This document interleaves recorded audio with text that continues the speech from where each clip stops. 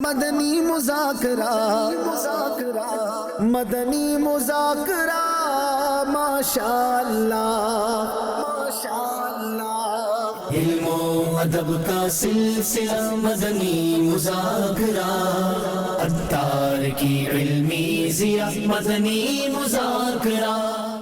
الحمدللہ رب العالمین والصلاة والسلام علی خاتم النبیین، اما بعد فاعوذ باللہ من الشیطان الرجیم، بسم اللہ الرحمن الرحیم، الصلاة والسلام علیک یا رسول اللہ وعلی آلک واصحابک یا حبیب اللہ، الصلاة والسلام علیک یا نبی اللہ وعلی آلک واصحابک یا نور اللہ۔ فرمان آخری نبی صلی اللہ علیہ وآلہ وسلم، جس نے مجھ پر درود پاک پڑھا اس کا درود پاک مجھ تک پہنچے گا اور میں اس پر درود بھیجوں یعنی دعائے رحمت کروں گا، اور اس کے علاوہ اس کے لیے 10 نیکیاں لکھی جائیں گی۔ صلو علی الحبیب صلی اللہ علی محمد۔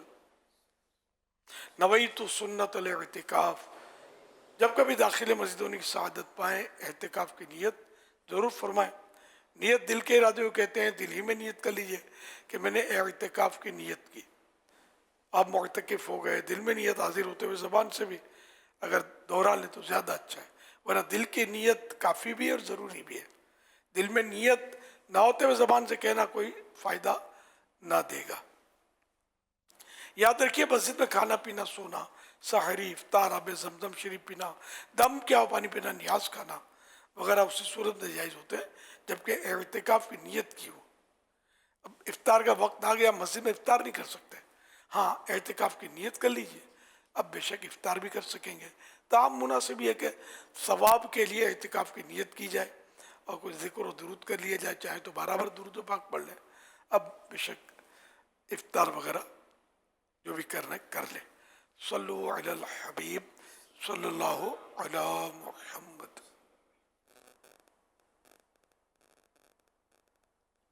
امیر اہل سنت سے احمد عرض کر رہا ہوں، آپ کو عرس مولا علی رضی اللہ عنہ کے موقع پر مدنی مذاکرے کے 2500 ایپیسوڈ مکمل ہونے پر بہت مبارک ہو اور آپ کا بہت بہت شکریہ۔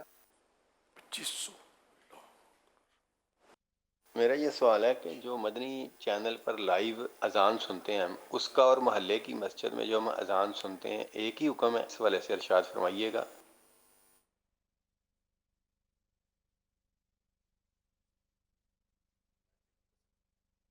فرق ہے،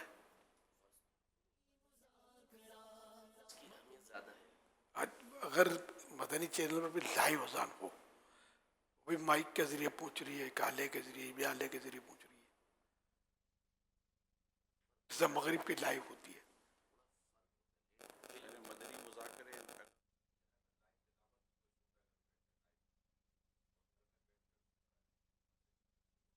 وہ تو ٹھیک ہے، میں جیسے مفتی صاحب فرمائیں۔ جو اذان ہے ظاہر ہے کہ اس کی اہمیت تو ہر جگہ اپنی ہی ہے، چاہے وہ لائیو ہو چاہے ریکارڈڈ ہو۔ ثواب کے اعتبار سے فرق پڑ جائے گا کہ لائیو یا جو مسجد سے آ رہی ہے اس کا جواب دینے کے احکام میں ثواب ملے گا، اور ریکارڈڈ پہ ہم وہ ثواب والی بات نہیں کر سکتے۔ ریکارڈڈ نہیں، لائیو کی میں وہی عرض کر رہا ہوں، تو اس پر جو ہے جو اقرن سمجھ بات آتی ہے وہ یہ آتی ہے کہ یہ ویسے بھی کچھ ڈیلے ہو کے پہنچتی ہے ہمارے یہاں پر، اور وہ ڈائریکٹ پہنچ رہی ہوتی ہے، تو اہمیت اسی کی مسجد والی جو قریبی مسجد ہے اس کی سمجھ آتی ہے۔ باقی کوئی صراحت تو مشکل یہ کہ کتابوں کے اندر ملے گی، اور ویسے بھی اگر جیسے مسجد کی اذان ہو رہی ہو اور اگر چینل کی اذان بھی ساتھ ہو رہی ہو، تو عمومی طور پر جو کئی جگہ پہ مشاہدہ کیا وہ یہی دیکھا ہے کہ سمجھتے یہی ہیں کہ اس اذان کو بند کر دیا جائے تاکہ مسجد کی اذان کو سنا جائے۔ جیسے افطار کا وقت ہے، مدنی چینل پہ بھی اذان ہونا شروع ہوئی اور علاقے کی اذان ہو رہی ہے، تو پھر اس کو بند کر کے مسجد کی اذان کو سنا جاتا ہے۔ صلو علی الحبیب صلی اللہ علی محمد۔ سر میرا سوال یہ ہے کہ اگر کوئی بھینس وغیرہ کا جو گوبر ہوتا ہے اس کے چھینٹے یا پیشاب کے چھینٹے کپڑوں پہ پڑ جائیں تو کیا کپڑے پاک ہوتے ہیں؟ ہے تو اگر ظاہر ناپاک ہی ہے. گائے کا گوبر، بھینس کا گوبر، بکری کی مینگنیاں، اونٹ کی مینگنیاں، یہ سب ناپاک ہیں، ان کے پیشاب بھی ناپاک ہے. میرا نام محمد انس ہے اور میں حیدرآباد سے ہوں. میرا سوال یہ ہے کہ اگر آخری عشرے میں کوئی معتکف بھولے سے باہر نکل جائے تو اس کا کیا حکم ہے؟ اب مسجد سے خارج ہو گیا تو اعتکاف تو ٹوٹ جائے گا، چاہے بھولے سے ہو. ایک دن کا قضا کرنا ہوگا.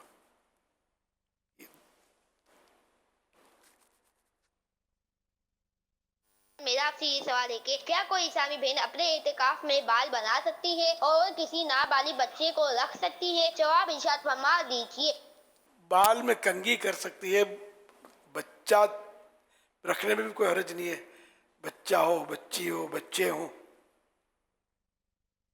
کسی کے آنے جانے میں بھی حرج نہیں ہے. جائے وہ جو مسجد بیت میں، اس میں صلو علی الحبیب صلی اللہ علی محمد.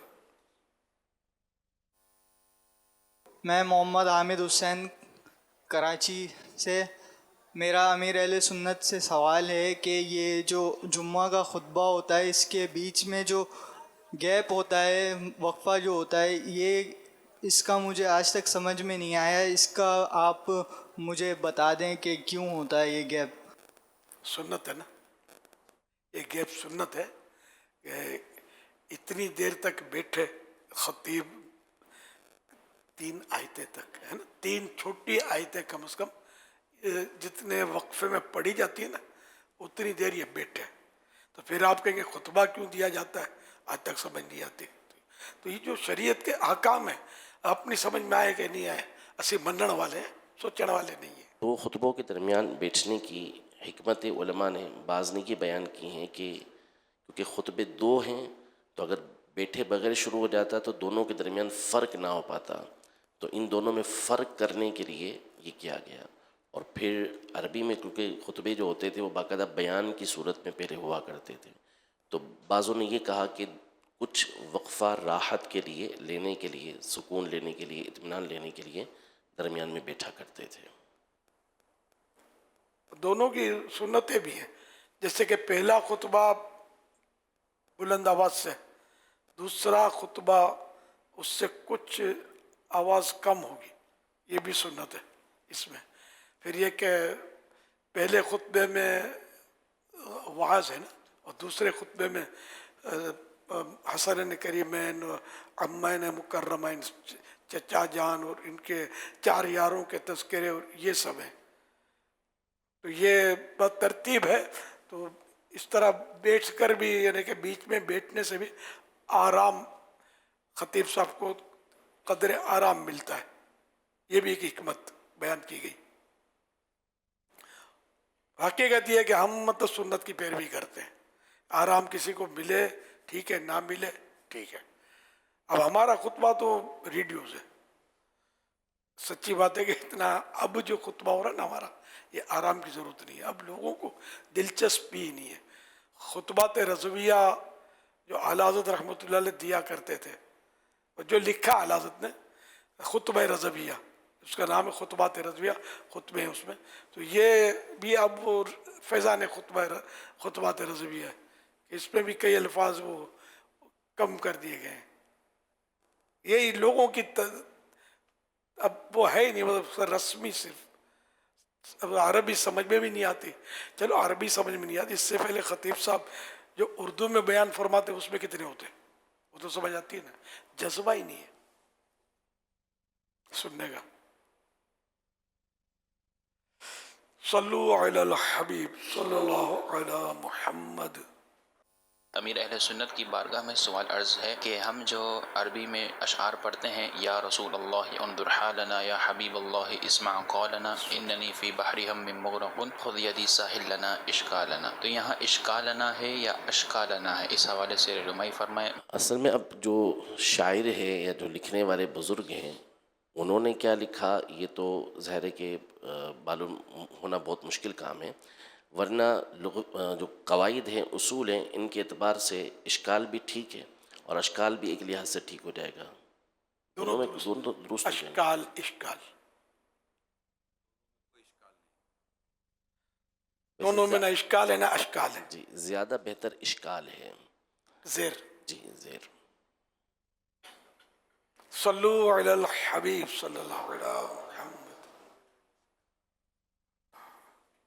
تو بچوں یہ بتائیں کہ اسلام کے چوتھے خلیفہ کون ہیں؟ حضرت علی رضی اللہ تعالیٰ عنہ. جی اب یہ بتائیں کہ بچوں میں سب سے پہلے اسلام قبول کرنے والے کون ہیں؟ حضرت علی رضی اللہ عنہ. پیارے بچوں اب ہم اسٹیج پہ موجود چند بچوں سے مولا علی رضی اللہ تعالی عنہ کی شان میں خوبصورت جملے سنیں گے. تو چلیے پھر بڑھتے ہیں ان بچوں کی طرف.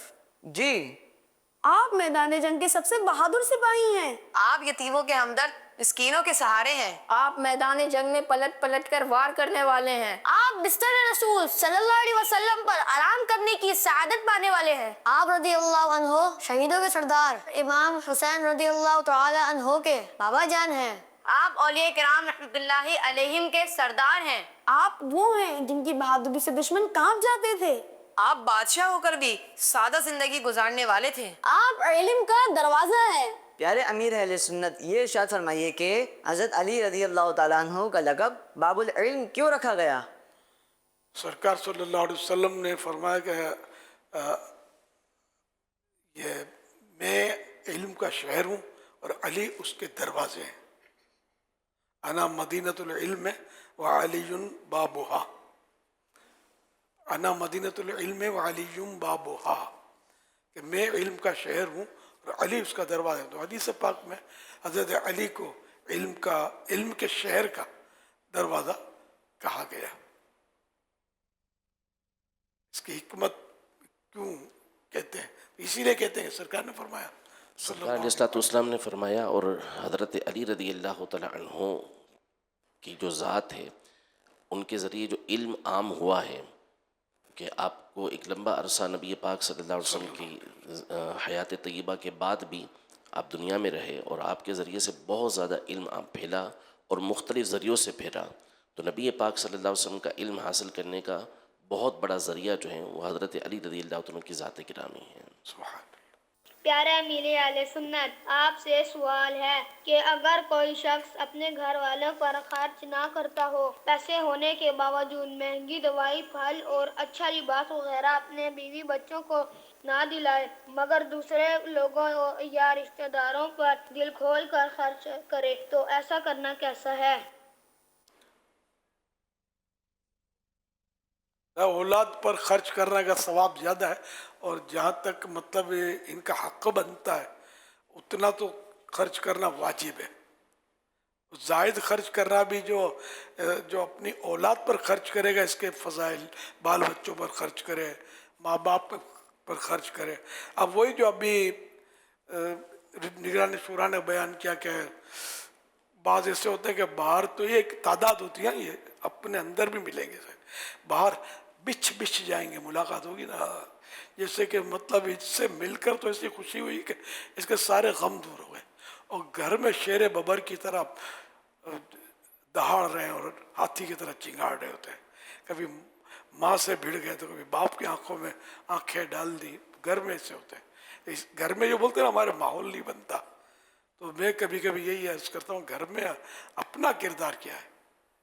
اپنا کردار ایسا ہوتا ہے کہ گھر والے سیٹ ہو نہیں پاتے اور باہر والا سیٹ ہو جاتا ہے کہ یار ایسا بااخلاق تو خواب میں بھی نہیں دیکھا تھا کہ سب بااخلاق ہی ہے. گھر میں جا کے دیکھو تو پتہ چلے گا. یا اس سے معاملات کرو، نہ کسی کے بارے میں کوئی یعنی کہ رائے قائم اس وقت تک نہ کی جائے جب تک اس کے ساتھ معاملات نہ ہو. کوئی کاروباری یا تو کچھ ترکیب بنے یا اس کے ساتھ سفر ہو تو پھر اس کا بھاؤ پتہ چل جائے گا. اس کو جب تک غصے میں نہیں دیکھیں گے نا اس کو مطلب اس کا مطلب حقیقی مطلب روپ سامنے آتا نہیں ہے. جنرل مطلب بات کر رہا ہوں، لیکن یہ کہ ہر ایک کو اس کی ضرورت بھی نہیں پڑتی. اچھی طرح مل رہا ہے، ٹھیک ہے، اپنے بھی اچھی طرح ملے اور چل پڑے. اور اس کی اسکیننگ کرنے کی کوئی ضرورت نہیں ہے. میں ایک بات کرتا ہوں، مطلب حالات ایسے ہی ہیں. امام جعفر صادق رحمۃ اللہ علیہ کے بارے میں کہ آپ گوشہ نشین ہو گئے تو عرض کیا کہ حضور آپ تو اہل رسول ہیں، آپ بیٹھ گئے تو یہ قوم کو ہدایت کون کرے گا؟ تو فرمایا کہ لوگوں میں ابھی اخلاص نہیں ہے، اس طرح کا فرمایا، شعر فرمایا عربی، اور کہ لوگ بظاہر ایک دوسرے سے ملتے ہیں، اچھی طرح ملتے ہیں، لیکن ان کے دلوں کے اندر بغض و عناد کے بچھو بھرے ہوتے ہیں. سامنے سامنے تو ایسے جیسے کہ اس سے مل کر خوشی کی انتہا نہیں ہے، اندر اندر یہ ہوتا ہے یہ کہاں ٹپک پڑا یار، جلدی ٹلے تو اچھا ہے. تو یہ کیفیات ہیں. اللہ کرے کہ ہمارا ظاہر و باطن ایک ہو جائے. صلو علی الحبیب صلی اللہ علیہ محمد. ایک اس طرح کی برائیاں جو ہمارے اندر آ چکی ہیں، کیونکہ یہ ایک بہت بڑی اخلاقی خرابی ہے، اور پھر آنے والوں کے ساتھ یوں ملن ساری کا مظاہرہ کرنا، یہ عورتیں بھی آپس میں جو پڑوسن ٹائپ کی جو چیزیں ہوتی ہیں اس میں بھی اسی طرح کا انداز اختیار کرنا، اور پھر ایک پڑوسن کے ساتھ اچھا سلوک تو دوسرے پڑوسن کے ساتھ برائی، پھر دوبارہ اس پڑوسن کی برائی تو اس کے ساتھ اچھا سلوک، آنے لگے کہ پتہ نہیں یہ ہے کس کے ساتھ سیٹ، یہ سیٹ بھی ہے کہ اپ سیٹ ہے. تو اس طرح کے جو مزاج کے جو مرد اور عورت ہوتے ہیں کہ جو بس یہی جس کو ڈبل اسٹینڈرڈ کہتے ہیں کہ آئیں تو بس آپ آ گئے تو بس دل میں جیسے پھول کھل گئے اور اندر میں تھا کانٹا چھپا تھا جو زوردار قسم کا. تو یہ طبیعت صحیح کیسے ہو؟ کیونکہ یہ گھن آتی ہے نا باتوں کا اس طبیعت سے. ہوتا ہے. مجھے اب میں اپنے ماضی کا ایک واقعہ یاد آ رہا تھا. ایک صاحب تھے تو سیم ملنسار، وہی ایسے مبتل ہے جس کو بولتے ہیں میمنی میں، وہ مبتل ہوئے ویسے کوئی حکم بس صاحب بے دھڑک حکم کری دیا کرو. اب حکم کرے کیا؟ تو اب وہ بقرعید آئی تو اب ان دنوں ہمارے پاس تو فریز دیکھا ہی ہوگا، تو خالی باہر سے میں نے دیکھا ہوگا، فریز تو ہوتا نہیں تھا. میں ان دنوں، اب میں نشاندہی نہیں کرتا، میں تھا مطلب یعنی کہ جوان تھا، اور خیر تو وہ مطلب بقرعید آ گئی تو میرے والد صاحب مرحوم کی برسی ہوتی ہے 14 ذوالحجہ کو. تو میں نے کھاتے پیتے آدمی تھے تو میں نے کہا تھوڑا گوشت رکھنا ہے آپ کے فریج میں میرے والد صاحب کی برسی کے لیے. ہاں بالکل آپ کے لیے پورا کھانا اب مخصوص کر دیں گے. اس طرح کا کچھ ہوا. مطلب تو گوشت ہم لوگوں نے رکھوایا، وہ آدمی بھی ملنسار اور وہ بھی ملنسار، وہ گھر میں بھی ہمارے تعلقات کیا. تو اس طرح گوشت میری بہنوں سے تعلقات. اچھا گوشت رکھ دیا تو یا میں نے طے کیا تھا گوشت آپ رکھ لیں، ہمارا 14 ذوالحجہ کو ہم لے لیں گے آپ سے. ہاں کھانا آپ کے لیے. پھر وہ گوشت ہو گیا خراب. اب مجھے پتا نہیں تھا، میری بہن کو پتا تھا. اس نے بولے یہ جو ایک کھانا بول رہے تھے تو ایک ہی تو کھانا ہوتا ہے، تو یہ اس کا مطلب ہے کہ یہ کسی اور کھانے میں جس میں پکا ہوا کھانا رکھتے ہیں اور جو برف والا کھانا ہوتا ہے وہ ایک ہی ہوتا ہے، اس میں گوشت رکھا جاتا ہے. انہوں نے رکھا ہوگا نیچے، گوشت ہو گیا خراب، شاید ایسا ہی ہوا تھا. منع نہیں کیا، فریج میں رکھ لیا.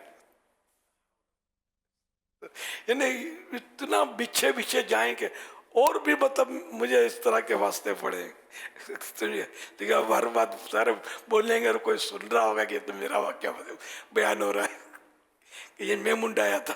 اب اتنی آفریں کرے اور اپنے بولے خالی چائے پی لا تو یار وہ جیب بولے یار ابھی پیسہ گھر میں بھول گیا تو یار کیا کام کیا یار. اتنی آفر کرنی نہیں چاہیے، کر کے دکھانا چاہیے. اب مریض کے پاس جائیں گے، پتہ ہے غریب بڑا بیچارہ، کوئی ضرورت ہو، میرے لائق کوئی خدمت ہو، کوئی چیز کی ضرورت ہو، جیسے اپنے بھائی کو بولتے اس طرح بول دینا. جیسے اپنے جیب میں ہاتھ ڈالتے ہو نا، میری جیب میں ہاتھ ڈال دینا.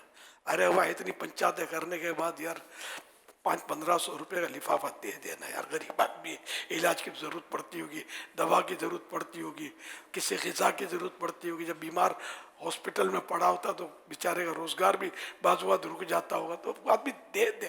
خالی آفریں کیے جانے سے نہیں، بہتر ہے کہ دے دے کچھ. اس کو بندہ غریب ہے، پتہ ہے کہ غریب آدمی ہے، تو اس کو مطلب دے دے کہ یار کام آئیں گے. نہیں تو کہنا گفٹ کہہ کر علاج کے لیے اچھا خیر ہبا کیا کسی نے تحفہ دیا تو علاج کے لیے کہا یا جو بھی شرط اس کی وہ باطل ہوتی ہے، جو بھی اس نے مشروط نہیں ہوتا ہبا، یعنی دے دیا تو جیسے ہبا ہے تو دے دیا اس کو، اس نے قبضہ کر لیا تو اب یہ چاہے کھائے چاہے کھلائے چاہے رکھے چاہے دے دے کسی کو، جو اس نے کہا یہ کرے یہ ضروری نہیں ہے، ہاں ہاں نہ کہے چپ چاپ لے لے.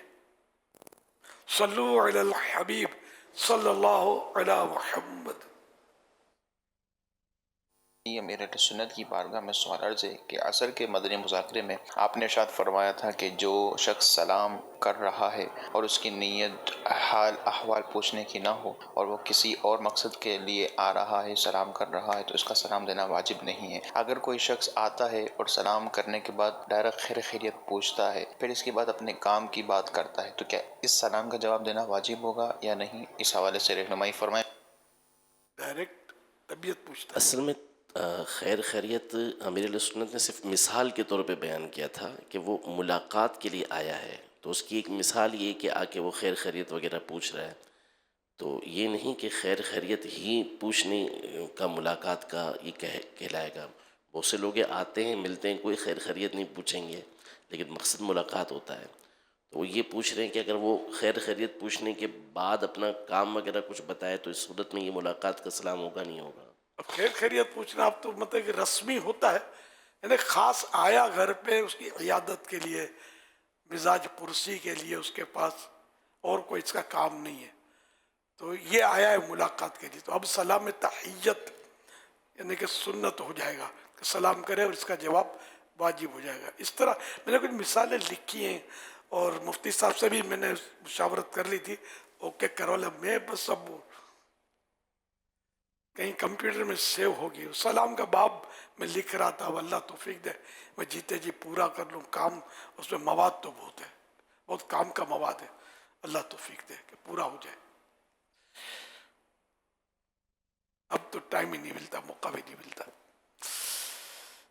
اللہ وقت میں برکت دے دے. صلو علی الحبیب صلی اللہ علی محمد. مدنی مذاکرہ مدنی مذاکرہ ماشاء اللہ ماشاء اللہ. علم و ادب کا سلسلہ مدنی مذاکرہ، عطار کی علمی ضیاء مدنی مذاکرہ.